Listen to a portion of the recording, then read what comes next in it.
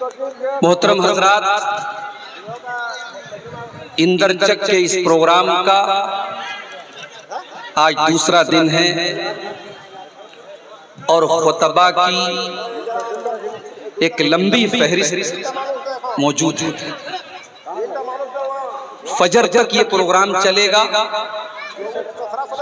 आप सुकून से बैठे रहें। मैं अपनी मजबूरियों की वजह से, चूंकि मुझे जल्दी निकलना है आज, इसलिए आमतौर से इस वक्त आपके सामने तकरीर के लिए हाजिर नहीं होता हूं, मगर हाजिर हुआ हूं। और घड़ी की चलती हुई सुई का एक एक सेकंड बहुत कीमती है। मुझे बहुत लंबा सफर यहां से अभी करके निकलना है बाई रोड, इसलिए बड़े अदब से आपसे गुजारिश है, जलसे का जो वकार है उसको बरकरार रखिए, सुकून से बैठिए। जलसे में आप आए हैं, उसको घूमने फिरने का, मार्केट में बैठ करके खड़े होकर के खाने पीने का, नजरबाजी का अड्डा मत बनाइए। ये पिंडाल बना है आपके लिए, उलमा आए हैं आपके लिए, आपको सुनाने के लिए। आप आइए, दीन की बातों को सुनिए और फिर उन पर अमल करने की कोशिश कीजिए। अल्लाह ताला हम सबको इसकी तौफीक अता फरमाए। आमीन। हाँ,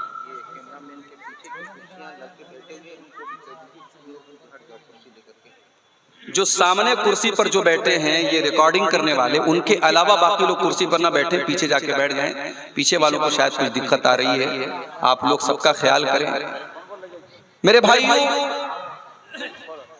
मैंने जो आयत करीमा आपके सामने पढ़ी है खुतबे मसनूना के बाद, इस आयत में अल्लाह ताला ने एक हकीकत बयान की है कि कायनात में जो भी मुसीबतें आती हैं वो हमारे गुनाहों की पादाश में आती हैं, हमारे गुनाहों की सजा के तौर पर। फरमाया वमा असाबकुम मिन मुसीबतिन फबिमा कसबत अयदीकुम। मेरे बंदो, तुम्हारे ऊपर जो भी मुसीबतें आती हैं वो तुम्हारे अपने हाथों की करतूत का नतीजा है, तुम्हारी अपनी हरकतों का नतीजा है। वयाफू अन कसीर, और अल्लाह तुम्हारे सारे गुनाहों की सजा नहीं देता है, बहुत सारे गुनाहों को तो माफ कर देता है। जितनी सजा देता है वो भी बहुत बहुत कम गुनाहों की सजा देता है, सारे गुनाहों की सजा अल्लाह नहीं देता है। अगर सारे गुनाहों की सजा दे दे तो शायद फिर रूए जमीन पर कोई सांस लेने वाला बाकी नहीं बचेगा। मेरे भाइयों, गुनाह, मासियत, नाफरमानी, फिस्को फुजूर जिसको शरीयत ने कहा है, ये बड़ी ही नुकसानदेह और बड़ी ही खतरनाक चीज है। इसीलिए गुनाहों को कभी हल्के में नहीं लेना चाहिए। एक इंसान गुनाह का सुदूर उससे हो भी जाए, इंसान है। अल इंसान मुरक्कब मिनल खताई वन निस्यान, है तो हम आदम की औलाद।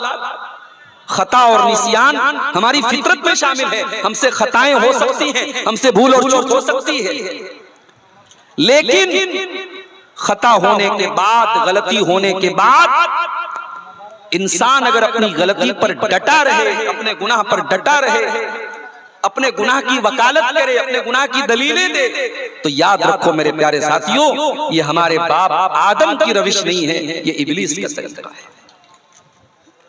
हजरत आदम अलैहिस्सलाम से भी खता हुई। जिस जन्नत के दरख्त के करीब जाने से अल्लाह ने मना किया था, और ऐसा भी नहीं कि उस दरख्त को खाने के बगैर आदम अलैहिस्सलाम का कोई नुकसान था। आराम से जन्नत में रह रहे थे।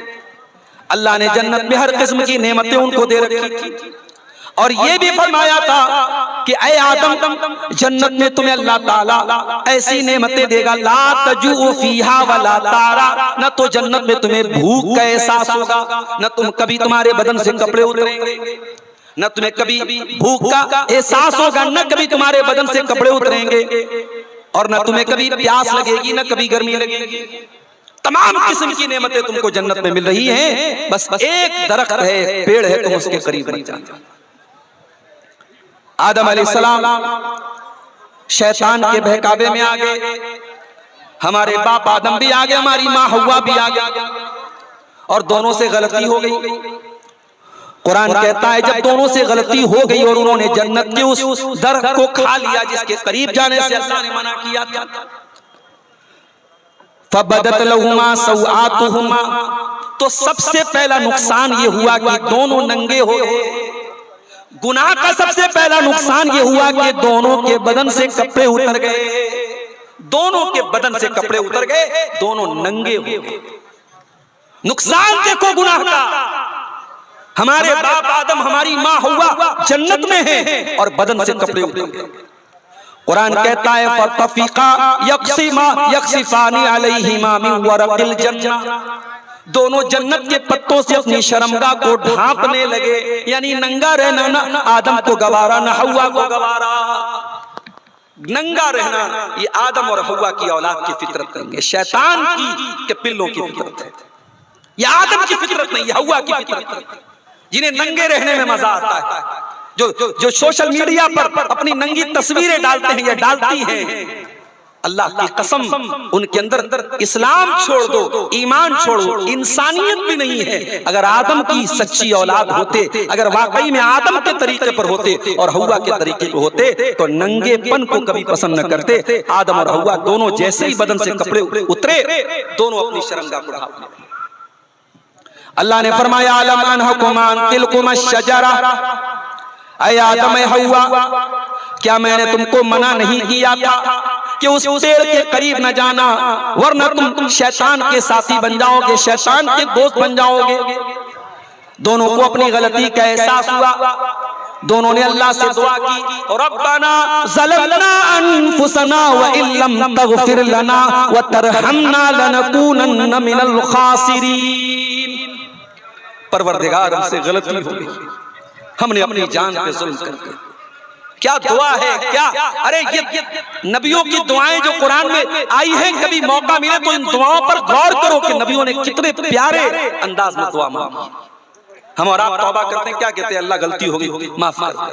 आदम ने कैसे तौबा की, रब्बना ज़लमना अनफुसना, ऐ अल्लाह हम दोनों ने ये गलती करके किसी और का नुकसान नहीं किया, हमने अपना नुकसान किया है। रब्बना ज़लमना अनफुसना व इल्लम तग़फिर लना व तरहमना लनकूनन्न मिनल खासिरीन। ऐ अल्लाह अगर तूने नहीं बख्शा और तूने रहम न किया तो हमसे ज्यादा खसारा उठाने वाला कोई न होगा। ये तरीका आदम का था, तौबा करना, अल्लाह से माफी मांगना, अपने गुनाह पर शर्मिंदा होना। अल्लाह ने आदम की तौबा कबूल की। और शैतान का क्या तरीका था, अल्लाह ने हुक्म दिया है फरिश्तों तुम आदम को सजदा करो। फरिश्तों के साथ इब्लीस भी रहता था। इब्लीस कोई फरिश्ता नहीं था, जिन्नात में से था, जिन था, मगर वो भी फरिश्तों के साथ रहता था। उसने सजदा नहीं किया, सजदा नहीं किया उसने। अल्लाह ने पूछा क्यों नहीं सजदा कर रहे हो, तो जब मेरा हुक्म है तो तुम सजदा क्यों नहीं कर रहे हो। मा मनाका अन तस्जुदा, इब्लीस तू सजदा क्यों नहीं कर रहा है आदम को जिसको मैंने अपने हाथ से पैदा किया। काला अना खैरुम मिन्हु खलक़तनी मिन नारिन व खलक़तहु मिन तीन। इब्लीस ने माफी नहीं मांगी, शर्मिंदा नहीं हुआ, तौबा नहीं की, दलील देने लगा। कहा कि ऐ अल्लाह मैं आदम से बेहतर हूँ, मैं बेहतर हूँ आदम से। तूने मुझे आग से पैदा किया और आदम को मिट्टी से पैदा किया, मैं उसको सजदा क्यों करूँ। एक बात बोलूं, अल्लाह का हुक्म आ जाए तो दलील मत दिया करो, अल्लाह का हुक्म आ जाए तो अकल मत लगाया करो, अल्लाह का हुक्म आ जाए तो मंतिक मत लगाया करो, रसूल का हुक्म आ जाए तो लॉजिक मत पेश किया करो। अल्लाह और उसके रसूल तुम्हारी लॉजिक के मोहताज नहीं है। अल्लाह और उसके रसूल का हुक्म आ जाए तो मोमिन की शान क्या है। इन्नमा काना कौलल मुमिनीना इज़ा दुऊ इलल्लाहि व रसूलिही लियहकुम बैनहुम अन यक़ूलू समिअना व अताना। अल्लाह का फैसला आ जाए, रसूल का फैसला आ जाए तो मोमिन की जबान से बस एक ही लफ्ज निकलना चाहिए, हमने सुन लिया और मान लिया। कभी भी कुरान के मुकाबले में, हदीस के मुकाबले में, नस के मुकाबले में अपनी अकल, अपनी लॉजिक पेश मत किया करो। तुम्हारी अकल कुरान और हदीस के ताबे होनी चाहिए। कुरान और हदीस को अपनी अकल के ताबे करने की कोशिश मत करना, ये शैतान का।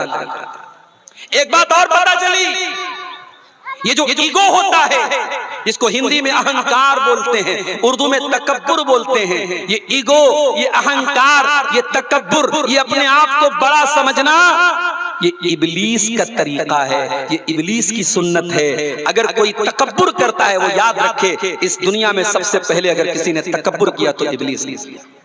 ये जो मैं है, मैं ये हूं, मैं वो हूं, मेरी बिल्डिंग, मेरी दौलत, मेरा बिजनेस, मेरा पैसा, मेरा ओहदा, मेरा इक्तिदार, मेरी कुर्सी, मेरा पावर, ये मैं करना, ये हर दौर में जालिमों का तरीका रहा है, फिरौन का तरीका रहा है, कारून का तरीका रहा है, अबू जहल का तरीका रहा है, अबू लहब का तरीका रहा है। अल्लाह के नेक बंदे मैं नहीं करते, आना नहीं करते, ईगो नहीं करते। अल्लाह के नेक बंदे कैसे होते हैं? कुरान कहता है व इबादुर रहमानिल्लज़ीना यमशूना अलल अर्दी हौना, मेरे नेक बंदे वो हैं जो जमीन पर नरम चाल चलते हैं, जो जमीन पर आजिजी के साथ चलते हैं, तवाज़ो के साथ चलते हैं। इब्लीस ने तकब्बुर किया, ढिठाई की, एक तो चोरी ऊपर से सीना जोरी की और दलील देने लगा। अल्लाह ने कहा फखरुज मिनहा फइन्नका रजीम, निकल जा, आज से तू हमारी रहमत से, हमारी जन्नत से तू निकल जा, अब तू कयामत तक रजीम रहेगा, मरदूद रहेगा, तेरे ऊपर लानत बरसती रहेगी, फटकार बरसती रहेगी। तो गुनाह का हो जाना ये बहुत बड़ी बात नहीं है मेरे साथ, हम इंसान हैं। गुनाह का हो जाना ये उतनी खतरनाक बात नहीं। गुनाह के बाद इंसान के दिल में तौबा का ख्याल ना आए, इंसान शर्मिंदा ना हो, ये खतरनाक बात है। इसीलिए कुरान हमें बार बार गुनाहों के साइड इफेक्ट बताता है, गुनाहों का नुकसान बताता है। मेरे प्यारे साथियों, कुरान कहता है वमन आरज़ा अन ज़िक्री फ़इन्न लहू मईशतन ज़न्का व नहशुरुहु यौमल क़ियामति आमा, जो हमारी शरीयत से मुंह मोड़ता है, जो हमारे जिक्र से एराज करता है, जो गुनाहों की दुनिया आबाद करता है, जो मेरी नाफरमानी करता है, मेरी शरीयत को भूल जाता है, फ़इन्न लहू मईशतन ज़न्का, हम उसकी जिंदगी को बेसुकून वाली जिंदगी बना देते हैं। उसकी जिंदगी में चैन नहीं होता, उसकी जिंदगी में सुकून नहीं होता। व नहशुरुहु यौमल क़ियामति आमा, और क़यामत के दिन हम उसे अंधा बना करके उठाएंगे। दुनिया में उसने कभी चश्मा न लगाया हो, कभी उसकी आंख में कोई प्रॉब्लम हुई हो ना हुई हो, लेकिन कयामत के दिन हम उसे अंधा बना करके उठाएंगे। क़ाल रब्बि लिमा हशरतनी आमा वक़द कुन्तु बसीरा, वो बंदा कहेगा अय अल्लाह मैं तो अच्छा भला दुनिया में देखा करता था, अय अल्लाह आज के दिन में अंधा कैसे बन गया, मेरी आंखें कहाँ चली गई, मेरी बसारत कहाँ चली गई। अल्लाह फरमाएगा क़ाल कज़ालिका अततका आयातुना फनसीतहा व कज़ालिकल यौम तुनसा, मेरे बंदे मेरी आयतें तेरे सामने पढ़ी जाती थी, मेरा कुरान तेरे सामने पढ़ा जाता था, तू उनको देखता भी नहीं था, तू भुला देता था, तूने हमारी आयतों को भुला दिया, हमने तुझको भुला दिया। गुनाह का नुकसान देखो मेरे साथ, गुनाह करने वाला कयामत के दिन भी जलील होगा और दुनिया में भी जलील होगा, क्योंकि इज्जत का मालिक कौन है? अल्लाह है। मन कान युरीदुल इज्जत फलिल्लाहिल इज्जतु जमीआ, ऐ इज्जत तलाश करने वालों, दुनिया वाले तुमको इज्जत नहीं दे पाएंगे जब तक इज्जत का मालिक तुमको इज्जत नहीं देगा। मन कान युरीदुल इज्जत, जिसको इज्जत चाहिए, फलिल्लाहिल इज्जतु जमीआ, तमाम किस्म की इज्जत का मालिक अल्लाह है। अल्लाह ने अपने नबी को दुआ सिखाई कुरान में, कुलिल्लाहुम्मा मालिकल मुल्की तूतिल मुल्का मन तशा व तंज़िउल मुल्का मिम्मन तशा व तुइज़्ज़ु मन तशा व तुज़िल्लु मन तशा। ऐ नबी आप ये दुआ पढ़ा कीजिए, ऐ बादशाहत के मालिक, ऐ बादशाहत के मालिक, ऐ सारी कायनात के शहंशाह, तू जिसको चाहता है बादशाहत देता है, जिससे चाहता है बादशाहत छीन लेता है। जो आज साहिब मसनद है कल नहीं होंगे, किराएदार हैं, जाती मकान थोड़ी है। ये राहत इंदौरी ने कभी कहा था तो बड़ी सच्ची बात कही थी। इक्तिदार और पावर ये परमानेंट नहीं है मेरे साथ। फिरौन से बड़ा कौन बादशाह था? फिरौन से ज्यादा पावर किसके पास था? फिरौन तो वो बादशाह था जो बड़े नाज से कहता था अरे मैं मिस्र का बादशाह, हाज़िहिल अनहार तजरी मिन तहती, ये दरियाए नील मेरी हुकूमत में बहता है, ये दरियाए कुलसुम मेरी हुकूमत में बहता है, ये बड़ी बड़ी नदियां मेरी सल्तनत में, मेरे पावर में, मेरी बादशाहत में चलती है। फिरौन वो था, मूसा से कहा वमा रब्बुल आलमीन, ऐ मूसा कौन है तेरा रब? मूसा ने कहा अल्लाह, मेरा अल्लाह अर्श पर है, सातों आसमान के ऊपर है। फिरौन ने कहा या हामान, ऐ हामान लाओ जरा सीढ़ी लगा करके एक महल बनाते हैं, सीढ़ी लगा करके जरा देखते हैं मूसा का रब दिखता कैसा है। अल्लाह का मजाक उड़ाया था फिरौन, अल्लाह का मजाक उड़ाया, नबी का मजाक उड़ाया, छोटे छोटे बच्चों को मरवा दिया, बनी इस्राइल को जलील किया। लेकिन जब अल्लाह का अज़ाब आया तो वही फिरौन नदी में डूब करके मर गया, दरिया में डूब करके मर गया।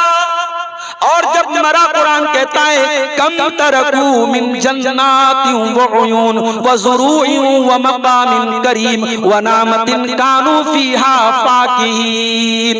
ओ लोगो जरा फिरौन का अंजाम तो देखो, बड़े बड़े महल थे फिरौन के, आज सबको छोड़ के चला गया। बड़े बड़े बागात थे फिरौन के, सब छोड़ के चला गया। बड़ी नेमतें उसके पास थी, सब छोड़ के जाना पड़ा। फमा कज़ालिका व औरसनाहा कौमन आखरीन। कल तक फिरौन रहता था, आज हमने दूसरों को उसका वारिस बना दिया, उसके महलों में कोई और रहने लगा। फमा बकत अलैहिमुस समाउ वल अर्दु वमा कानू मुनज़रीन। न तो फिरौन के ऊपर कोई रोने वाला था, न जमीन रोई, न आसमान रोया, और न फिरौन को कोई मोहलत मिली। अल्लाह की पकड़ जब आती है बड़ी सख्त होती है मेरे भाइयों, अल्लाह की पकड़। बच्चों को मारने वाला इसराइल, औरतों को मारने वाला इसराइल, पूरे शहर गाजा को बर्बाद करने वाला इसराइल। दुनिया में कौन था जो उससे पंगा लेता? दुनिया में कौन था जो इसराइल से लोहा लेता? मगर कहते हैं कि अल्लाह की लाठी में आवाज नहीं होती है। आज तस्वीरें आ रही है इसराइल की, इसराइल जल रहा है, आग कहां से आई कोई नहीं जानता। दरख्त जल रहे हैं, जमीन जल रही है, और बिल्डिंगें जल रही हैं, करोड़ों की प्रॉपर्टी जल के राख हो चुकी है। कितने लोग मरे हैं अभी नहीं मालूम, ये आग कहां से आई नहीं मालूम। हम तो यही कहेंगे अल्लाह इन जालिमों को तो दुनिया में भी इनके हशर तक पहुंचा और आखिरत में भी इनके अंजाम तक पहुंचा। मेरे साथियों, गुनाहों से बचो, अल्लाह की नाफरमानी से बचो। ये गुनाह हमें दुनिया में भी जलील करते हैं, हमें हमारे ऊपर अल्लाह की लानत बरसती है गुनाहों की वजह से। हजरत अली कहते हैं अल्लाह के नबी ने फरमाया, सही मुस्लिम की रिवायत है, लानल्लाहु मन ज़बह लिग़ैरिल्लाह। अल्लाह की लानत बरसती है उस इंसान के ऊपर जो गैरुल्लाह के नाम पर जानवर ज़बह करता है। अल्लाह के सिवा किसी और के नाम से, किसी पीर के नाम से, किसी बाबा के नाम से, किसी बुजुर्ग के नाम से, किसी के भी नाम से अगर जानवर ज़बह करता है तो ये शिर्क है, और इसके करने वाले पर अल्लाह की लानत। लानल्लाहु मन आवा मुहदिसन, और अल्लाह की लानत उस इंसान के ऊपर जो किसी बिदअती को अपने घर में बना देता है। लानल्लाहु मन शतम वालिदैहि, और अल्लाह की लानत उस इंसान के ऊपर जो अपने माँ बाप को गाली देता है, अपने माँ बाप को बुरा भला कहता है। लानल्लाहु मन गय्यर मनारल अर्दी, और अल्लाह की लानत उस इंसान के ऊपर जो जमीन के निशानों को मिटा देता है। दूसरे का खेत है और उसके सटा हुआ मेरा खेत है, उससे सटा हुआ किसी इंसान का खेत है। अब एक इंसान अपने पड़ोसी के खेत को हड़पने के लिए जो निशान बना है, जो बाउंड्री बनी है, उसको मिटा दे ताकि उसकी जमीन पे नाजायज कब्जा कर ले। अल्लाह के नबी ने कहा उसके ऊपर भी अल्लाह की लानत बरसती है गुनाहों के करने वाले पर। बुखारी और मुस्लिम की रिवायत है, अल्लाह के नबी फरमाते लानल्लाहु सारिका यसरकु बैज़तन फतुक़्तअ यदुहु। अल्लाह की लानत तो चोरी करने वाले पर, एक अंडा चुराता है और अंडा चुराने की वजह से उसका हाथ कट जाता है। एक मामूली सी चीज चुरा करके लूला हो जाता है, हाथ कटवा डालता है, इससे बढ़ के जिल्लत और रुसवाई क्या होगी। और एक और हदीस सुनिए, मुझे कल किसी ने बताया है कि मडरों में शराब की दुकान के आसपास जलसे की रात में 100 बोतलें पाई गई। बड़े अफसोस के साथ कहना पड़ता है, इसी इलाके के लोगों ने मुझे बताया कि कहीं जलसा था, जलसे की अगली सुबह शराब की बोतलें बड़ी तादाद में मिली हैं। अगर इस तरीके के दीनी जलसों में हमारा नौजवान शराब पी के आता है तो मैं बड़ी माजरत के साथ कहता हूं, बंद कर दीजिए इन जलसों, बंद कर दीजिए। अगर ये जलसे नशा करने वालों, ज़िना करने वालों के जमा होने की जगह बन जाए तो इससे बढ़ के तकलीफ की मेरे साथियों क्या बात होगी। आज मुसलमान शराब पीता है और बाइक से आता है हीरो बन करके, शराब की दुकान से शराब पीता है और उसके बाद जलसे में आकर के उलमा की तकरीरें सुनता है। मेरे प्यारे साथियों, ये हम किस दौर में पहुंच गए, हम कौन सी जिससे दौर में पहुंच गए और कौन से हालात तक हम पहुंच गए। अल्लाह हम पर रहम फरमाए। ये शराब वो चीज है, मेरे नबी ने फरमाया लानल्लाहु शारिबल खम्री, अल्लाह की लानत तो शराब पीने वाले पर, व साकियहा शराब पिलाने वाले पर, व आसिरहा और शराब तैयार करने के लिए जिस फल में से रस निचोड़ा जा रहा है उस रस निचोड़ने वाले पर भी अल्लाह की लानत हो, व मुअतसिरा और जिसके लिए निचोड़ा जा रहा है उसके ऊपर भी अल्लाह की लानत हो, व हामिलहा और जो शराब का बर्तन लाद के ले जा रहा है उसके ऊपर भी अल्लाह की लानत हो, वल महमूलत इलैहि और जिसके पास शराब को लेके जाया जा रहा है उसके ऊपर भी अल्लाह की लानत हो, व बाइहा और शराब बेचने वाले पर भी अल्लाह की लानत हो, व मुश्तरिया और शराब खरीदने वाले के ऊपर भी अल्लाह की लानत हो। अल्लाह के नबी ने शराब से रिलेशन रखने वाली हर चीज पर लानत की है और लानत भेजी है। मेरे प्यारे साथियों, मलऊन है वो इंसान जो शराब पीता है। आज इस दौर में हम तकरीरें सुने रात रात भर और हमारे समाज में अगर शराबियों की तादाद में बढ़ोतरी हो रही है तो मेरे प्यारे साथियों हमें गौर करने की जरूरत है। पानी कहाँ मर रहा है, कमी कहाँ हो रही है, कोताही कहाँ हो रही है, ये क्यों गुनाहों का बाजार दिन ब दिन बढ़ रहा है, ये गुनाह क्यों नहीं कम हो रहे हैं। मेरे प्यारे साथियों, गुनाहों से लानत बरसती है अल्लाह ताला। गुनाहों का एक नुकसान और होता है, गुनाह करने से अल्लाह ताला इल्म दीन को छीन लेता है।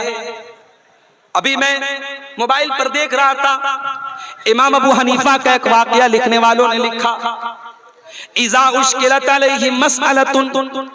इमाम अबू हनीफा बहुत बड़े आलिम थे। एक बार रोड पे एक चक्कर मारी इमाम अबू हनीफा बहुत बड़े आलिम थे। जब कोई मसला बयान करने बैठते थे और मसले का कोई हल समझ में नहीं आता था, इमाम अबू हनीफा के ऊपर जब कोई मसला मुश्किल हो जाता था और मसले का हल नजर नहीं आता था तो कहते थे शायद मैंने कोई गुनाह किया है, शायद मैंने कोई गलती की है, मेरी गलती की सजा मुझको मिल रही है और इस मसले का मुझको हल नहीं मिल रहा है। उसके बाद इमाम अबू हनीफा तौबा करते थे, अल्लाह से माफी मांगते थे, इस्तिगफार करते थे और जब मसला हल हो जाता था तो कहते थे रजौतु अन्नहु तीबली, मुझे ऐसा लगता है कि अल्लाह ने मेरी तौबा कबूल कर ली है।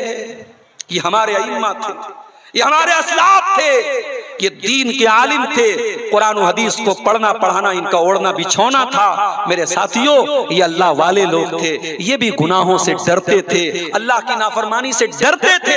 एक हम और आप हैं, दिन रात गुनाह करते हैं, मोबाइल हाथ में गुनाहों की पूरी पुड़िया लेके घूमते हैं, दिन रात उसके ऊपर गंदी और गलीज और बेहुदा चीजें देखते हैं। हमें कभी तौबा का ख्याल नहीं आता, हमें कभी अल्लाह से माफी मांगने का ख्याल नहीं आता। मेरे प्यारे साथियों, तौबा किया करो। कहीं ऐसा ना हो कि जो दीन का इल्म मिला है, जो उलमा से सुन सुन करके आपने दीन सीखा है, जो किताबों में पढ़ पढ़ के आपने दीन सीखा है, कहीं ऐसा ना हो कि ये इल्म दीन आपसे छीन लिया जाए। इमाम शाफई रहमतुल्लाह अलैह, अल्लाह की रहमतें नाजिल हो उसके ऊपर, उनके ऊपर बहुत बड़े आलिम थे, बहुत बड़े इमाम थे। इमाम शाफई कहते हैं शकौतु इला वकीइन सुअ हिफ्ज़ी फअरशदनी इला तरकिल मासी। इमाम शाफई के उस्ताद थे इमाम वकी, बहुत बड़े वो भी आलिम थे, मुहद्दिस थे। इमाम शाफई कहते कि मैंने अपने उस्ताद मोहतरम इमाम वकी बिन जर्राह से पूछा कि हजरत मैं कोई चीज याद करता हूँ, मुझे याद नहीं रहती, मेरा इल्म बढ़ नहीं रहा है, मेरी याददाश्त कमजोर है, मुझे क्या करना चाहिए। शकौतु इला वकीइन सुअ हिफ्ज़ी, मैंने अपने उस्ताद से कहा कि मेरी याददाश्त अच्छी काम नहीं कर रही है। फअरशदनी इला तरकिल मासी, तो उनके उस्ताद ने कहा कि ऐ मेरे शागिर्द, अगर चाहता है कि याददाश्त अच्छी हो जाए, कुरान याद करे याद रह जाए, हदीसें याद करे याद रह जाए, अगर अपनी मेमोरी को अच्छा बनाना चाहता है तो गुनाहों से बचाकर, अल्लाह की नाफरमानियों से बचाकर, फ़इन्नल इल्म नूरुम मिन इलाहिन व नूरुल्लाहि ला युता लिआसी, इसलिए कि इल्म दीन अल्लाह ताला का नूर है और अल्लाह का ये नूर किसी गुनाहगार को नहीं मिलता है। मेरे प्यारे साथियों, अपने बच्चों को अगर आलिम बनाना चाहते हो, अपनी बच्चियों को आलिम आलिमा बनाना चाहते हो और बनाओ, मैं कहता हूं हर घर में एक आलिम और आलिमा होना चाहिए। इसलिए नहीं, आप अपनी लड़कियों को आलिमा इसलिए मत बनाइए कि बस वो आलिमा बन जाएगी तो तकरीर करने लगेगी, दूर दूर तक तबलीग करने जाएगी। एक लड़की भी आपके घर में आलिमा रहेगी, कम से कम अपने बच्चों को दीन सिखाएगी, अपने बच्चों को सही तरबियत देगी, एक अच्छी बीवी बनेगी, एक अच्छी माँ बनेगी। अल्लाह की कसम, एक औरत को इल्म दीन सिखाने का मकसद ये नहीं कि वो मुकर्रिरा बन जाए, वो खतीबा बन जाए, वो बहुत अच्छा फेसबुक पर लिखने वाली बन जाए, ये सब सेकेंडरी चीजें हैं। औरत का असल काम ये है वो एक अच्छी माँ बन जाए, एक अच्छी बीवी बन जाए, एक अच्छी बेटी बन जाए, और ये काम मदरसे की तालीम देगी। आज ये मदरसे बेचारे परेशान हैं। हम लोग, मैंने तो कभी सोचा भी नहीं था, हम लोग झारखंड में, बिहार में आते हैं, तकरीर करते हैं, चले जाते हैं। हमारा काम चंदा करना भी एक हुनर है। मौलाना मुमताज आरफी साहब हैं और भी जो उलमा जो आपके सामने चंदा करते हैं, उनके पास अपना एक हुनर है, वो चंदा। हम लोग तो अब हालात ये पहुंच गए, कई जलसों में ऐसा हो रहा है कि हमें पर्ची मिलती, मौलाना 10 मिनट चंदा करा दीजिए, मौलाना 15। अब ये यूट्यूबर लोगों ने एक जगह रिकॉर्ड भी कर लिया, यूट्यूब पर आ गया। अब लोगों को लगा अच्छा अब्दुल गफ्फार साहब चंदा भी, चलो अच्छा मौका है, चलो इनके जरिए भी चंदा करा लेते हैं। अब ये हालात है। ये मदरसे चलाने के लिए क्या क्या करना पड़ रहा है। साउथ में, कर्नाटक में मैं रमजान में था, मस्जिद में नमाज पढ़ने के लिए जाता था, कोई झारखंड से आ रहा है, कोई बंगाल से आ रहा है, कोई बिहार से आ रहा है। मौलाना साहब आप मुझे पहचानते हैं? मैंने कहा अल्लाह अल्लाह के वास्ते भाई मुझे माफ करो, मैं किसी को नहीं पहचानता। अब वहां लोग अपनी अपनी पहचान करवा रहे हैं। अब वहां ऐलान कर रहे हैं कि साहब मैं फला मदरसे से आया, मैं फला मदरसे से आया। एक टाइम में 7-7, 8-8 सफीर चंदा कर रहे हैं, और बेचारे घर से दूर सैकड़ों किलोमीटर का सफर तय करके गली गली, नगर नगर ठोकरें खा रहे हैं, खाक छान रहे हैं, और उसके बाद चंद हजार उनको चंदा मिलता है। मेरे प्यारे साथियों, इतनी मेहनतों के बाद ये मदरसे चल रहे हैं, ये अफसोस की बात है, ये सोचने का मकाम है। ये मदरसे ये इसलिए चलते हैं ताकि आपकी आने वाली नस्लें कुरान को सीखती रहें, हदीस को सीखती रहें, आपकी आने वाली नस्लें नमाज का तरीका जानती रहें, आपकी आने वाली नस्लें अल्लाह को पहचानती रहें, रसूल को पहचानती रहें। अगर इन मदरसों को चलाने के लिए भीख मांगनी पड़ रही है और बार बार आपके सामने फरियाद करनी पड़ रही है, तो ये अफसोस की बात है। हमारी तारीख तो ऐसी रही है, नबी ने चंदे का ऐलान किया, नबी ने मस्जिद का ऐलान किया, नबी ने अल्लाह की राह में देने का ऐलान किया, औरतों ने अपने कानों की बालियां ला के दे दी, औरतों ने अपने हाथों के कंगन उतार के दे दिए कि आज अल्लाह के दीन को हमारी जरूरत है, ये ले लीजिए। मेरे अजीजों,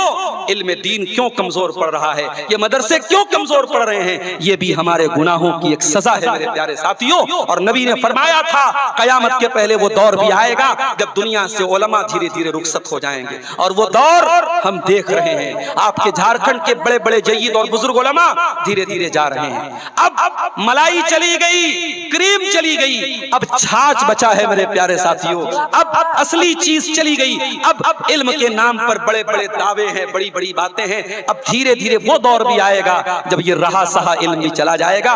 तब आपके स्टेज पर कौन आएगा?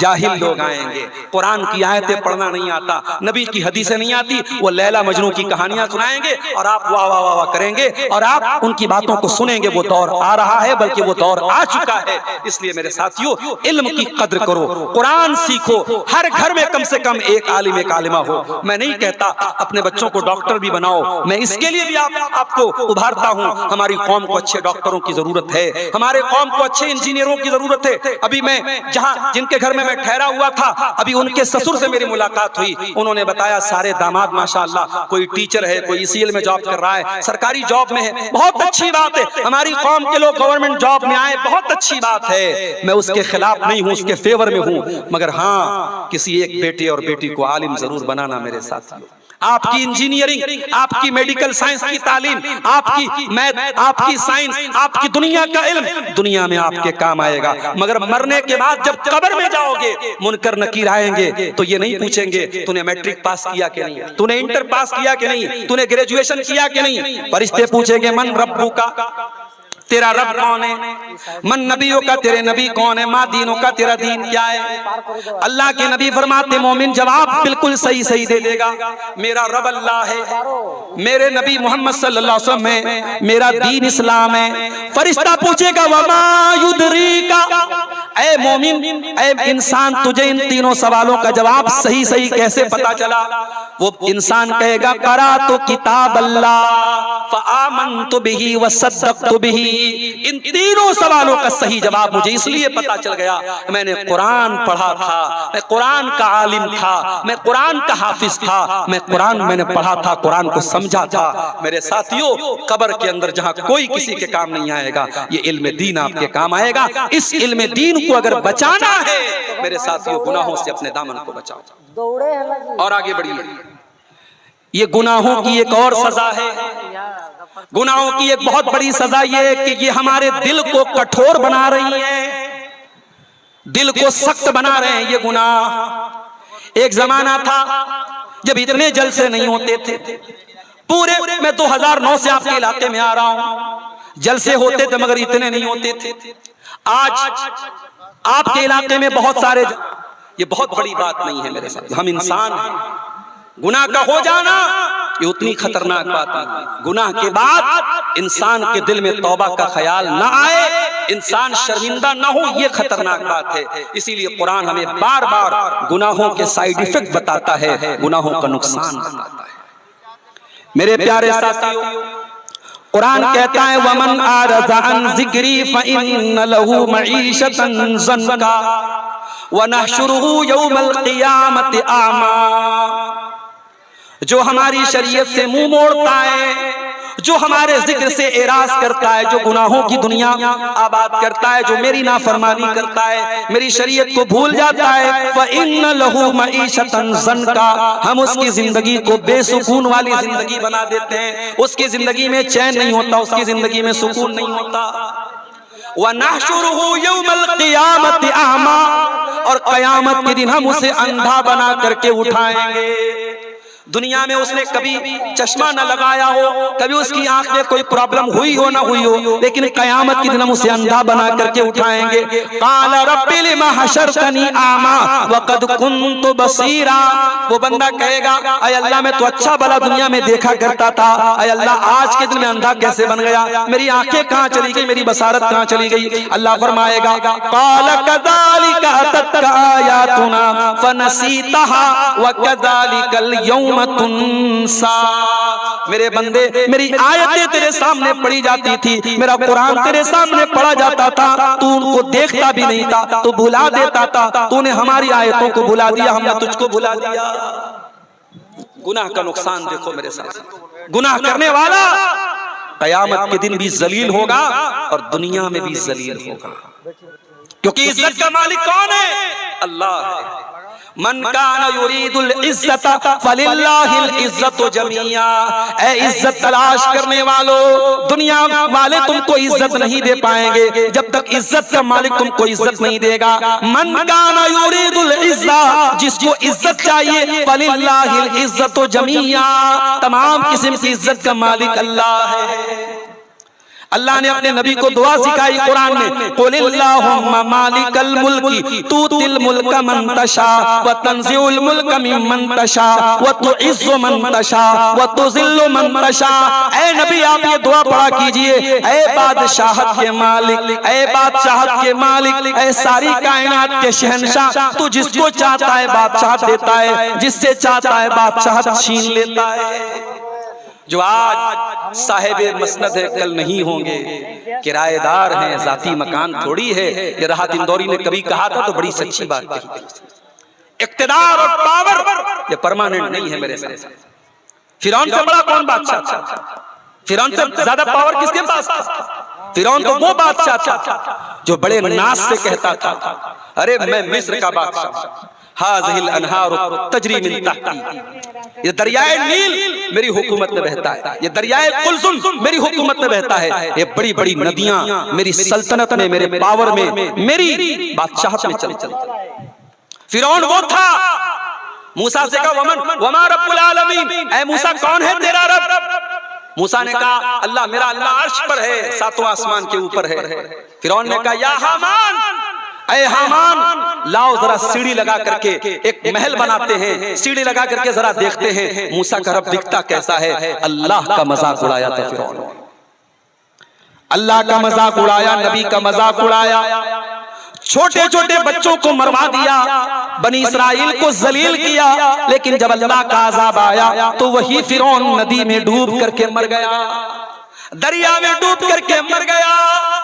और जब मरा कुरान कहता है कम तरकू मिन जन्नातिन व उयून व ज़ुरूइन व मकामिन करीम व नामतिन कानू फीहा फाकिहीन। ओ लोगो जरा फिरौन का अंजाम तो देखो, बड़े बड़े महल थे फिरौन के, आज सबको छोड़ के चला गया। बड़े बड़े बागात थे फिरौन के, सब छोड़ के चला गया। बड़ी नेमतें उसके पास थी, सब छोड़ के जाना पड़ा। फमा कज़ालिका व औरसनाहा कौमन आखरीन। कल तक फिरौन रहता था, आज हमने दूसरों को उसका वारिस बना दिया, उसके महलों में कोई और रहने लगा। फमा बकत अलैहिमुस समाउ वल अर्दु वमा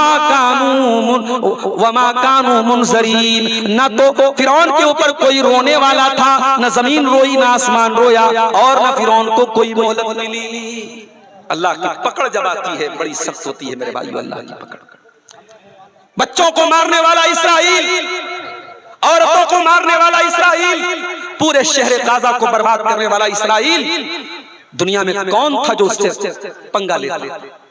दुनिया में कौन था जो इसराइल से लोहा लेता? मगर कहते हैं कि अल्लाह की लाठी में आवाज नहीं होती है। आज तस्वीरें आ रही है इसराइल की, इसराइल जल रहा है, आग कहां से आई कोई नहीं जानता। दरख्त जल रहे हैं, जमीन जल रही है, और बिल्डिंगें जल रही हैं, करोड़ों की प्रॉपर्टी जल के राख हो चुकी है। कितने लोग मरे हैं अभी नहीं मालूम, ये आग कहां से आई नहीं मालूम। हम तो यही कहेंगे अल्लाह इन जालिमों को तो दुनिया में भी इनके हशर तक पहुंचा और आखिरत में भी इनके अंजाम तक पहुंचा। मेरे साथियों, गुनाहों से बचो, अल्लाह की नाफरमानी से बचो। ये गुनाह हमें दुनिया में भी जलील करते हैं, हमें हमारे ऊपर अल्लाह की लानत बरसती है गुनाहों की वजह से। हजरत अली कहते हैं अल्लाह के नबी ने फरमाया, सही मुस्लिम की रिवायत है, लानल्लाहु मन ज़बह लिगैरिल्लाह। अल्लाह की लानत बरसती है उस इंसान के ऊपर जो गैरुल्लाह के नाम पर जानवर ज़बह करता है। अल्लाह के सिवा किसी और के नाम से, किसी पीर के नाम से, किसी बाबा के नाम से, किसी बुजुर्ग के नाम से, किसी के भी नाम से अगर जानवर ज़बह करता है तो ये शिर्क है, और इसके करने वाले पर अल्लाह की लानत। लानल्लाहु मन आवा मुहदिसन, और अल्लाह की लानत उस इंसान के ऊपर जो किसी बिदअती को अपने घर में बना देता है। लानल्लाहु मन शतम वालिदैहि, और अल्लाह की लानत उस इंसान के ऊपर जो अपने माँ बाप को गाली देता है, अपने माँ बाप को बुरा भला कहता है। लानल्लाहु मन गय्यर मनारल अर्दी, और अल्लाह की लानत उस इंसान के ऊपर जो जमीन के निशानों को मिटा देता है।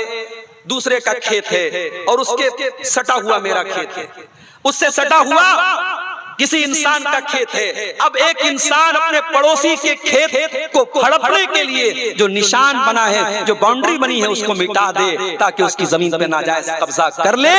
अल्लाह के नबी ने कहा उसके ऊपर भी अल्लाह की लानत, लानत बरसती है गुनाहों के करने वाले पर। बुखारी और मुस्लिम की रिवायत है, अल्लाह के नबी फरमाते लानल्लाहु सारिका यसरकु बैज़तन फतुक़्तअ यदुहु। अल्लाह की लानत तो चोरी करने वाले पर, एक अंडा चुराता है और अंडा चुराने की वजह से उसका हाथ कट जाता है। एक मामूली सी चीज चुरा करके लूला हो जाता है, हाथ कटवा डालता है, इससे बढ़ के जिल्लत और रुसवाई क्या होगी। और एक और हदीस सुनिए, मुझे कल किसी ने बताया है कि मडरों में शराब की दुकान के आसपास जलसे की रात में 100 बोतलें पाई गई। बड़े अफसोस के साथ कहना पड़ता है, इसी इलाके के लोगों ने मुझे बताया कि कहीं जलसा था, जलसे की अगली सुबह शराब की बोतलें बड़ी तादाद में मिली हैं। अगर इस तरीके के दीनी जलसों में हमारा नौजवान शराब पी के आता है तो मैं बड़ी माजरत के साथ कहता हूं, बंद कर दीजिए इन जलसों, बंद कर दीजिए। अगर ये जल से नशा करने वालों, ज़िना करने वालों के जमा होने की जगह बन जाए तो इससे बढ़ के तकलीफ की मेरे साथियों क्या बात होगी। आज मुसलमान शराब पीता है और बाइक से आता है हीरो बन करके, शराब की दुकान से शराब पीता है और उसके बाद जलसे में आकर के उलमा की तकरीरें सुनता है। मेरे प्यारे साथियों, ये हम किस दौर में पहुंच गए, हम कौन सी जिससे दौर में पहुंच गए और कौन से हालात तक हम पहुंच गए। अल्लाह हम पर रहम फरमाए। ये शराब वो चीज है, मेरे नबी ने फरमाया लानल्लाहु शारिबल खम्री, अल्लाह की लानत तो शराब पीने वाले पर, व साक़ियहा शराब पिलाने वाले पर, व आसिरहा और शराब तैयार करने के लिए जिस फल में से रस निचोड़ा जा रहा है उस रस निचोड़ने वाले पर भी अल्लाह की लानत हो, व मुअतसिरा और जिसके लिए निचोड़ा जा रहा है उसके ऊपर भी अल्लाह की लानत हो, व हामिलहा और जो शराब का बर्तन लाद के ले जा रहा है उसके ऊपर भी अल्लाह की लानत हो, वल महमूलत इलैहि और जिसके पास शराब को लेके जाया जा रहा है उसके ऊपर भी अल्लाह की लानत हो, व बाइअहा और शराब बेचने वाले पर भी अल्लाह की लानत हो, व मुश्तरिया और शराब खरीदने वाले के ऊपर भी अल्लाह की लानत हो। अल्लाह के नबी ने शराब से रिलेशन रखने वाली हर चीज पर लानत की है और लानत भेजी है। मेरे प्यारे साथियों, मलऊन है वो इंसान जो शराब पीता है। आज इस दौर में हम तकरीरें सुने रात भर और हमारे समाज में अगर शराबियों की तादाद में बढ़ोतरी हो रही है तो मेरे प्यारे साथियों हमें गौर करने की जरूरत है। पानी कहाँ मर रहा है, कमी कहाँ हो रही है, कोताही कहाँ हो रही है, ये क्यों गुनाहों का बाजार दिन ब दिन बढ़ रहा है, ये गुनाह क्यों नहीं कम हो रहे हैं। मेरे प्यारे साथियों, गुनाहों से लानत बरसती है अल्लाह ताला। गुनाहों का एक नुकसान और होता है, गुनाह करने से अल्लाह ताला इल्म दीन को छीन लेता है। अभी मैं मोबाइल पर देख रहा था, इमाम अबू हनीफा का एक वाकया लिखने वालों ने लिखा, इज़ा उश्किलत अलैहि मसअलतुन। इमाम अबू हनीफा बहुत बड़े आलिम थे। एक बार रोड पे एक चक्कर मारी इमाम अबू हनीफा बहुत बड़े आलिम थे। जब कोई मसला बयान करने बैठते थे और मसले का कोई हल समझ में नहीं आता था, इमाम अबू हनीफा के ऊपर जब कोई मसला मुश्किल हो जाता था और मसले का हल नजर नहीं आता था तो कहते थे शायद मैंने कोई गुनाह किया है, शायद मैंने कोई गलती की है, मेरी गलती की सजा मुझको मिल रही है और इस मसले का मुझको हल नहीं मिल रहा है। उसके बाद इमाम अबू हनीफा तौबा करते थे, अल्लाह से माफी मांगते थे, इस्तिगफार करते थे और जब मसला हल हो जाता था तो कहते थे रजौतु अन्नहु तीबली, मुझे ऐसा लगता है कि अल्लाह ने मेरी तौबा कबूल कर ली है। ये हमारे अइम्मा थे, ये हमारे असलाफ थे, ये दीन के आलिम थे। कुरान और हदीस को पढ़ना पढ़ाना इनका ओढ़ना बिछौना था। मेरे साथियों, ये अल्लाह वाले लोग थे, ये भी गुनाहों से डरते थे, अल्लाह की नाफरमानी से डरते थे। एक हम और आप हैं, दिन रात गुनाह करते हैं, मोबाइल हाथ में गुनाहों की पूरी पुड़िया लेके घूमते हैं, दिन रात उसके ऊपर गंदी और गलीज और बेहुदा चीजें देखते हैं। हमें कभी तौबा का ख्याल नहीं आता, हमें कभी अल्लाह से माफी मांगने का ख्याल नहीं आता। मेरे प्यारे साथियों, तौबा किया करो। कहीं ऐसा ना हो कि जो दीन का इल्म मिला है, जो उलमा से सुन सुन करके आपने दीन सीखा है, जो किताबों में पढ़ पढ़ के आपने दीन सीखा है, कहीं ऐसा ना हो कि ये इल्म दीन आपसे छीन लिया जाए। इमाम शाफई रहमतुल्लाह अलैह, अल्लाह की रहमतें नाजिल हो उसके ऊपर, उनके ऊपर बहुत बड़े आलिम थे, बहुत बड़े इमाम थे। इमाम शाफई कहते हैं शकौतु इला वकीइन सुअ हिफ्ज़ी फअरशदनी इला तरकिल मासी। इमाम शाफई के उस्ताद थे इमाम वकी, बहुत बड़े वो भी आलिम थे, मुहद्दिस थे। इमाम शाफई कहते हैं कि मैंने अपने उस्ताद मोहतरम इमाम वकी बिन जर्राह से पूछा कि हजरत मैं कोई चीज याद करता हूँ, मुझे याद नहीं रहती, मेरा इल्म बढ़ नहीं रहा है, मेरी याददाश्त कमजोर है, मुझे क्या करना चाहिए। शकौतु इला वकीइन सुअ हिफ्ज़ी, मैंने अपने उस्ताद से कहा कि मेरी याददाश्त अच्छी काम नहीं कर रही है। फअरशदनी इला तरकिल मासी, तो उनके उस्ताद ने कहा कि ऐ मेरे शागिर्द, अगर चाहता है कि याददाश्त अच्छी हो जाए, कुरान याद करे याद रह जाए, हदीसें याद करे याद रह जाए, अगर अपनी मेमोरी को अच्छा बनाना चाहता है तो गुनाहों से बचाकर, अल्लाह की नाफरमानियों से बचाकर, फ़इन्नल इल्म नूरुम मिन इलाहि इलाहिन व नूरुल्लाहि ला युता लिआसी। इसलिए कि इल्म दीन अल्लाह ताला का नूर है और अल्लाह का ये नूर किसी गुनाहगार को नहीं मिलता है। मेरे प्यारे साथियों, अपने बच्चों को अगर आलिम बनाना चाहते हो, अपनी बच्चियों को आलिमा बनाना चाहते हो और बनाओ, मैं कहता हूं हर घर में एक आलिम और आलिमा होना चाहिए। इसलिए नहीं, आप अपनी लड़कियों को आलिमा इसलिए मत बनाइए कि बस वो आलिमा बन जाएगी तो तकरीर करने लगेगी, दूर दूर तक तबलीग करने जाएगी। एक लड़की भी आपके घर में आलिमा रहेगी, कम से कम अपने बच्चों को दीन सिखाएगी, अपने बच्चों को सही तरबियत देगी, एक अच्छी बीवी बनेगी, एक अच्छी माँ बनेगी। अल्लाह की कसम, एक औरत को इल्म दीन सिखाने का मकसद ये नहीं कि वो मुकर्रिरा बन जाए, वो खतीबा बन जाए, वो बहुत अच्छा फेसबुक पर लिखने वाली बन जाए, ये सब सेकेंडरी चीजें हैं। औरत का असल काम ये है वो एक अच्छी माँ बन जाए, एक अच्छी बीवी बन जाए, एक अच्छी बेटी बन जाए, और ये काम मदरसे की तालीम देगी। आज ये मदरसे बेचारे परेशान हैं। हम लोग, मैंने तो कभी सोचा भी नहीं था, हम लोग झारखंड में, बिहार में आते हैं, तकरीर करते हैं, चले जाते हैं। हमारा काम चंदा करना भी एक हुनर है। मौलाना मुमताज आरफी साहब हैं और भी जो उलमा जो आपके सामने चंदा करते हैं, उनके पास अपना एक हुनर है, वो चंदा। हम लोग तो अब हालात ये पहुंच गए, कई जलसों में ऐसा हो रहा है कि हमें पर्ची मिलती, मौलाना 10 मिनट चंदा करा दीजिए, मौलाना 15। अब ये यूट्यूबर लोगों ने एक आध जगह रिकॉर्ड भी कर लिया, यूट्यूब पर आ गया। अब लोगों को लगा अच्छा अब्दुल गफ्फार साहब चंदा भी, चलो अच्छा मौका है, चलो इनके जरिए भी चंदा करा लेते हैं। अब ये हालात है। ये मदरसे चलाने के लिए क्या क्या करना पड़ रहा है। साउथ में, कर्नाटक में मैं रमजान में था, मस्जिद में नमाज पढ़ने के लिए जाता था, कोई झारखंड से आ रहा है, कोई बंगाल से आ रहा है, कोई बिहार से आ रहा है। मौलाना साहब आप मुझे पहचानते हैं? मैंने कहा अल्लाह के वास्ते भाई मुझे माफ करो, मैं किसी को नहीं पहचानता। अब वहां लोग अपनी अपनी पहचान करवा रहे हैं। अब वहां ऐलान कर रहे हैं कि साहब मैं फला मदरसे से आया, मैं फला मदरसे से आया।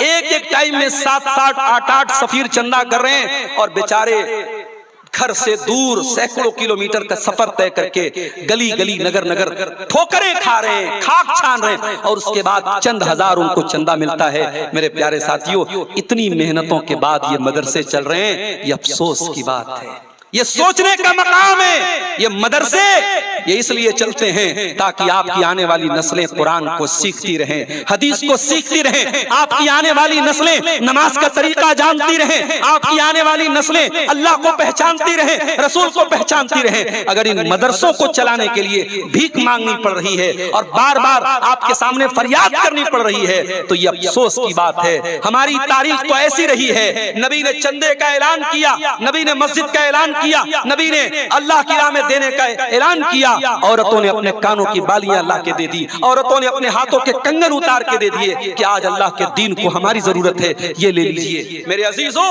इल्म दीन क्यों कमजोर पड़ रहा है, ये मदरसे क्यों कमजोर पड़ रहे हैं, ये भी हमारे गुनाहों की एक सजा है मेरे प्यारे साथियों। और नबी ने फरमाया था कयामत के पहले वो दौर भी आएगा जब दुनिया से उलमा धीरे धीरे रुखसत हो जाएंगे, और वो दौर हम देख रहे हैं। आपके झारखंड के बड़े बड़े जय्यद और बुजुर्ग उलमा धीरे धीरे जा रहे हैं। अब मलाई चली गई, क्रीम चली गई, अब छाछ बचा है मेरे प्यारे साथियों। अब असली चीज चली गई। अब इल्म के नाम पर बड़े बड़े दावे हैं, बड़ी बड़ी बातें हैं। अब धीरे धीरे वो दौर भी आएगा जब ये रहा सहा इल्म भी चला जाएगा। तब आपके स्टेज पर कौन आएगा? जाहिल लोग आएंगे। कुरान की आयतें पढ़ना नहीं आता, नबी की हदीसें नहीं आती, वो लैला मजनू की कहानियां सुनाएंगे और आप वाह वाह वाह वाह करेंगे और आप उनकी बातों को सुनेंगे। वो दौर आ रहा है, बल्कि वो दौर आ चुका है। इसलिए मेरे साथियों, इल्म की कद्र करो, कुरान सीखो, हर घर में कम से कम एक आलिम एक आलिमा हो। मैं नहीं कहता अपने बच्चों को डॉक्टर भी बनाओ, मैं इसके लिए भी आपको उभारता हूं। हमारी कौम को अच्छे डॉक्टरों की जरूरत है, हमारे कौम को अच्छे इंजीनियरों की जरूरत है। अभी मैं जिनके घर में मैं ठहरा हुआ था, अभी उनके ससुर से मेरी मुलाकात हुई। उन्होंने बताया सारे दामाद माशाअल्लाह, कोई टीचर है, कोई ईसीएल में जॉब कर रहा है, सरकारी जॉब में है, बहुत अच्छी बात है। हमारी कौम के लोग गवर्नमेंट जॉब में आए, बहुत अच्छी बात है, मैं उसके खिलाफ नहीं हूं, उसके फेवर में हूं। मगर हाँ, किसी एक बेटे और बेटी को आलिम जरूर बनाना मेरे साथियों। आपकी इंजीनियरिंग, आपकी मेडिकल साइंस की तालीम, आपकी मैथ, आपकी साइंस, आपकी दुनिया का इल्म दुनिया में आपके काम आएगा। मगर मरने के बाद जब कब्र में जाओगे, मुनकर नकीर आएंगे तो ये नहीं पूछेंगे तूने मैट्रिक पास किया कि नहीं, तूने इंटर पास किया कि नहीं, तूने ग्रेजुएशन किया कि नहीं। फरिश्ते पूछेंगे मन रब्बुका, तेरा रब कौन है, मन नबियों का तेरे नबी कौन है, माँ दीनों का तेरा दीन क्या है।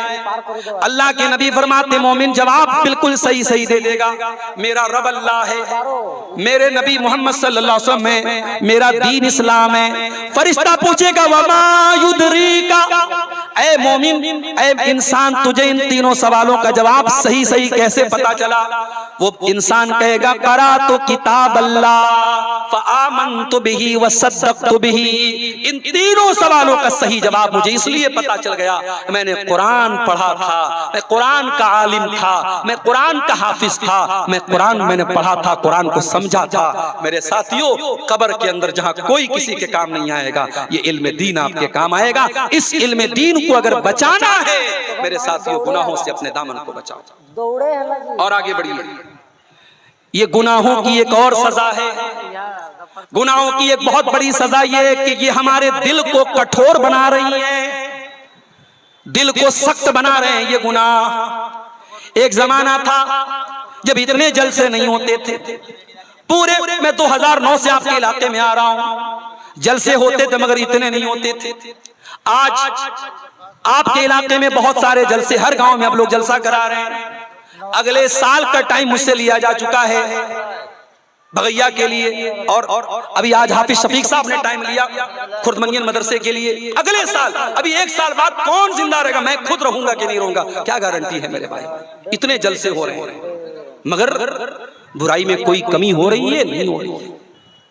क्या नमाजियों की तादाद में कोई इजाफा हो रहा है, नहीं हो रहा है। क्या ज़िनाकारी के केस घट रहे हैं या बढ़ रहे हैं, बढ़ रहे हैं। और अब तो हालात ये हो गए कि मदरसों में पढ़ने वाली लड़कियां 8-8 साल 10-10 साल जिन्होंने मदरसे में तालीम हासिल की है, बाप सोचता है चलो लड़की ने मदरसे में पढ़ा है, चलो हाई स्कूल करा देते हैं, इंटर करा देते हैं। वही 8 साल 10 साल मदरसे में पढ़ने वाली लड़की जब स्कूल की और कॉलेज के माहौल में जाती है, किसी गैर मुस्लिम लड़के के साथ अफेयर होता है और पूरे गांव और पूरे माँ बाप की इज्जत पर पानी फेर करके अपने गैर मुस्लिम आशिक के साथ वो फरार हो जाती है। ये वाकयात मेरे प्यारे साथियों आज हमारे इलाकों और बस्तियों में हो रहे हैं। ये दिल्ली मुंबई कलकत्ता में नहीं, हमारे छोटे छोटे गांव और कस्बों में हो रहे हैं। अब ये सोचने पर हमें मजबूर कर रहे हैं, हमें ये सोचने पर मजबूर कर रहे हैं। अल्लाह अकबर। अल्लाह ताला जज़ाए खैर अता फरमाए हमारे शेख मोइनुल हक साहब को। अल्लाह इनकी उम्र में और इल्म में और इनके अल्लाह ताला वक़ार में और इजाफा फरमाए। कितना शेख? 10,000 है।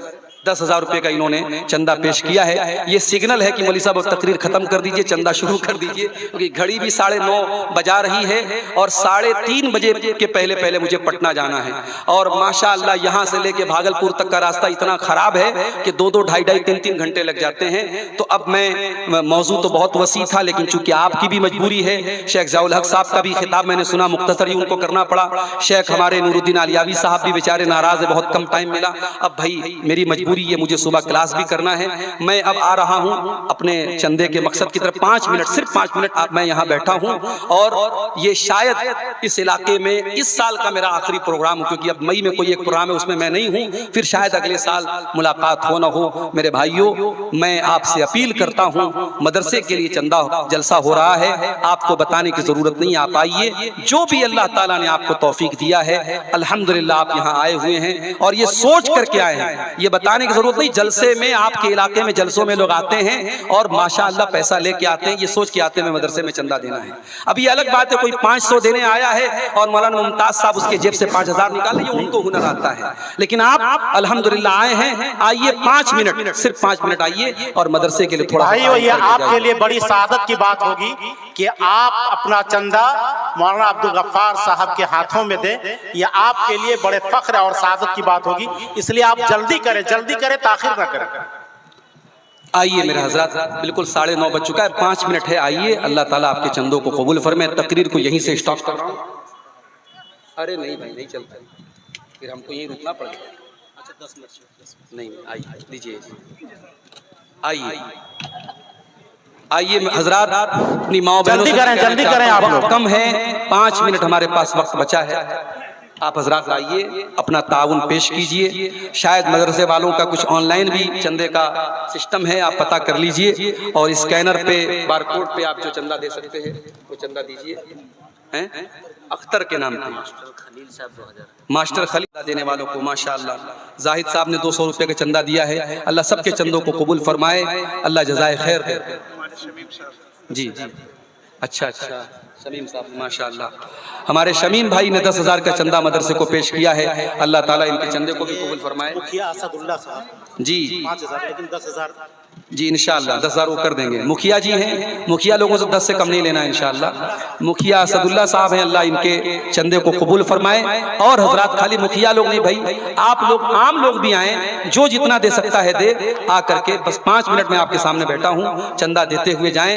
अल्लाह ताला आपके चंदों को, आपके ताउन को कबूल फरमाए। आइए आइए, देर मत कीजिए भाइयों, अभी पूरा जलसा बाकी है, बहुत सारे उलमा आपके सामने आएंगे। मैं आपके सामने सिर्फ 5 मिनट बैठा हूं, आपके मदरसे के लिए आपके सामने हाथ फैला रहा हूं। आइए इस मदरसे का ताउन करते हुए जाइए। ये जो भी मुख्तलिफ लोगों ने चंदा दिया है, अल्लाह ताला, इनका नाम नहीं मालूम, अमाउंट नहीं मालूम, अल्लाह ताला इनके 500 रुपया किसी और भाई ने दिया है, अल्लाह सबके चंदों को कबूल फरमाए। आइए आप लोग उठ करके ना जाएं, जलसागाह ना छोड़ें। जलसे को अभी हुफ़ाज़े कराम की दस्तार बंदी होगी और दस्तार बंदी का काम देखना ये आप लोगों के लिए जरूरी है भाई। देखिए, जो बच्चे दस्तार बंदी जिनकी होगी, बड़े सपने होते हैं उनके माँ बाप भी आए होंगे, उनके लिए बड़ी खुशी की बात होगी। आप हजरात बैठे रहें यहाँ, देखिए वो चंदा दे रहे, ले लीजिए। बरसों की मेहनत के बाद जो है बच्चों ने कुरान करीम हिफ्ज़ मुकम्मल किया है, बरसों की मेहनतों के बाद। इसलिए आप लोग जलसगाह ना छोड़े, जलसगाह में बैठे रहें। तमाम चंदा देने वालों को चंदे को अल्लाह ताला कबूल फरमाए, इनकी सेहत में, इनके उम्र में, इल्म अमल में अल्लाह बरकत दे। जो लोग अपने वालिदैन की तरफ से दे रहे हैं, अल्लाह उनके वालिदैन की हिफाजत फरमाए। जो मरहूमीन की तरफ से दे रहे हैं, अल्लाह ताला उनके मरहूमीन की मग़फ़िरत फरमाए। मैं तमाम इन चंदा देने वालों के हक में दुआ कर रहा हूँ, इनके नाम लिए बगैर। अल्लाह ताला नियतों को जानता है, अल्लाह के यहाँ आपका सवाब लिखा जा चुका है। आइए इस कार्य खैर में हिस्सा लेते हुए जाइए। ये इन जलसे वालों को ये शिकायत ना रहे कि हमने इतना बड़ा जलसा किया मदरसे के लिए और खातिर खा चंदा ना हो, ये शिकायत इनको ना मिले। अल्लाह आप तमाम हजरात के ताउन को कबूल फरमाए। आते रहिए और अल्लाह के रहमत, माशाअल्लाह, जज़ाकल्लाह। आइए आइए, देते रहिए।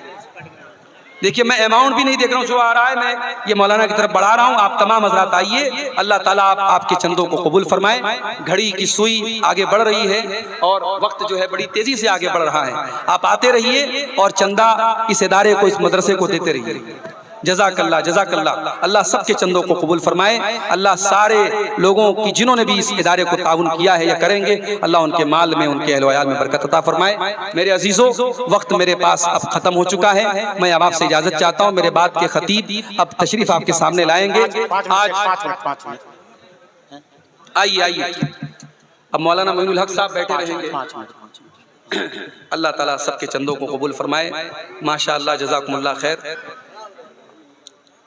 अभी मुकर्रीन की लिस्ट में बड़े बड़े नाम हैं। जज़ाकुमुल्लाह। मौलाना जिरजी साहब का जो नाम छोटे आपने बड़े सुना है, कोई भी अमाउंट वो भी दे रहे हैं, तशरीफ अल्लाह ताला फरमा सबके है। चंदों मौलाना जिरजी साहब बेटावी हाफिज़हुल्लाह, मौलाना इमामुल इस्लाम असरी साहब हैं, मौलाना अबुल कलाम सल्फी गिरिडी वाले हैं। माशाअल्लाह, आज आपके जलसे में तमाम जो मारूफ खुतबा हैं सब इकट्ठा हो चुके हैं। जी जी जी। और कई उलमा के भी बयानात बाकी हैं। आप हज़रात सुकून से बैठें, जलसे को का जो वक़ार है उसको बाकी रखें। अल्लाह ताला इन तमाम चंदा देने वालों को चंदे को कबूल फरमाए। आमीन। जज़ाहुमुल्लाहु खैरा। जल्दी करें, जल्दी करें। बहुत कम ऐसे जलसे होते हैं जिनमें इतने बड़े बड़े भाई ने ये 200 रुपया दिया, अल्लाह इनके बहुत कम ऐसे जलसे फरमाए। अब आइए मौलाना मुमताज साहब।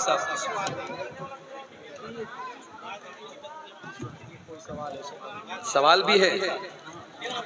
अरे इतने बड़े बड़े उलमा माशाअल्लाह यहाँ मौजूद हैं।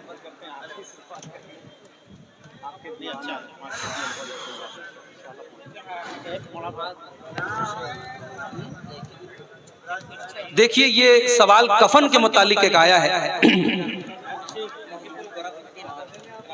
क्या गोरखपुर के हैं? कौन गोरखपुर? अच्छा, यहाँ हम लोग तो भाई एक ही गोरखपुर जानते हैं, योगी जी का गोरखपुर है। यहाँ भी कोई गोरखपुर है, वहाँ से मोहिब्बुल हक साहब ने चंदा दिया है। और अल्लाह ताला इन तमाम लोगों के चंदे को कबूल फरमाए। ये कफन वाला सवाल का जवाब देके मैं स्टेज से रुखसत होता हूँ। अल्लाह ताला आप सबके चंदे को कबूल फरमाए। सवाल ये पूछा गया है कि मर्द के कपड़े में, मर्द के कफन में 3 कपड़े होंगे, 3 चादर होगी, या एक कुर्ता, एक चादर और एक लुंगी होगी। तो देखिए, मर्द का जो कफन होगा उसमें 3 ही चादरों का सबूत मिलता है, और तीनों चादरें बगैर सिली हुई सिंपल चादरें होंगी, और उन्हीं तीनों में उसको कफनाया जाएगा। और फिर सवाल पूछा गया कि औरतों के कफन में कितने कपड़े लगते हैं और कौन कौन से दुरुस्त हैं। तो इस मसले में थोड़ा सा उलमा का इख्तिलाफ है। एक हदीस से 5 कपड़ों का, औरतों के कफन में 5 कपड़ों का सबूत मिलता है, और उसमें एक कपड़ा औरत की कमीज के तौर पर, और एक औरत के इजार के तौर पर, और एक उसके दुपट्टे के तौर पर, और 2 ऐसे लिफाफे के तौर पे उसको कफनाया जाएगा। उस हदीस में ऐसा जिक्र मिलता है, मगर अल्लामा अलबानी रहमतुल्लाह अलैह ने उस हदीस को ज़ईफ करार दिया है, और उनका कहना है कि मर्द और औरत के कफन में कोई फर्क साबित नहीं है। औरत के कफन में जो फर्क की हदीसें हैं, अल्लामा अलबानी कहते हैं वो हदीसें ज़ईफ हैं। तो ये एक इख्तिलाफी मसला है। बहुत सारे उलमा ने औरत की हया के पेश नज़र उसके लिए, जैसे बहुत सारे मसाइल में हुक्म अलग है मर्दों से, तो उन्होंने 5 कफन में 5 कपड़ों की बात को करार दिया है, उसको सही कहा है, और अल्लामा अलबानी रहमतुल्लाह अलैह ने 3 को ही सही करार दिया है। तो ये एक ऐसा मसला है जो इख्तिलाफी मसला है। आप अपने इलाके के जो उलमा हैं उनसे इस सिलसिले में रहनुमाई हासिल करें कि यहाँ के उलमा का फतवा क्या है।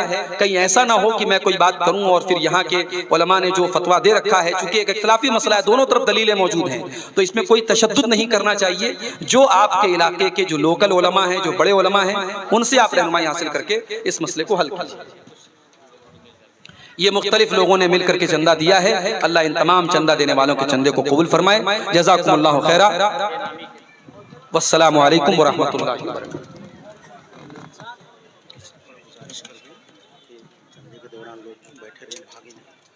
मैं जाते जाते आपसे ये गुजारिश कर रहा हूँ कि आप ऐसा ना हो कि अब जब चंदे के लिए तकरीर की जाए तो आप जलसा गाह छोड़ के बाहर सड़कों पे टहलने लगे। आप स्टेज पिंडाल के नीचे बैठे रहें, जलसे की शान को, जलसे के वकार को बाकी रखें, और बढ़ चढ़ करके चंदे में हिस्सा लें। और उसके बाद आपके पसंदीदा उलमा इंशाअल्लाह मौजूद हैं, उनके बयानात होंगे, उनके बयानात को सुने। मैयत की तरफ से कुर्बानी अलग से करने का सबूत नहीं है। आप अपनी कुर्बानी में नियत कर सकते हैं अपने मरहूम रिश्तेदारों के लिए कि अल्लाह उनको भी सवाब में शामिल फरमा दे। अलग से उनके नाम पे जानवर लाके कुर्बानी करना यह साबित नहीं।